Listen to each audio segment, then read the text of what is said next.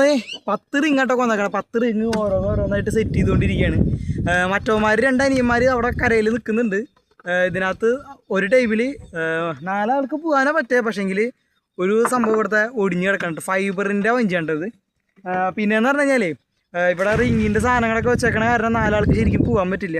അപ്പോൾ ഇച്ചിരി പേടിയുണ്ട്, നല്ല താഴ്ചയുണ്ട്. അതുകൊണ്ട് 2 പേരെ അവന്മാരവിടെ നിന്ന് ചൂണ്ടാണ്. എന്തെങ്കിലും കിട്ടുമെന്നൊന്നും അറിയില്ല, കാരണം ഒന്നും കൊത്തണമൊന്നും ഉണ്ടായിരുന്നില്ല കേട്ടോ. അപ്പോൾ അതുകൊണ്ട് അവന്മാർ ഇനി ഇത് റിങ്ങൊക്കെ ഇട്ട് കഴിഞ്ഞിട്ട് അവന്മാരുടെ അടുത്തേക്ക് പോകണം. അത് കഴിഞ്ഞ് ഫുഡ് അടിക്കണം. അങ്ങനെയൊക്കെയാണ് പരിപാടികൾ.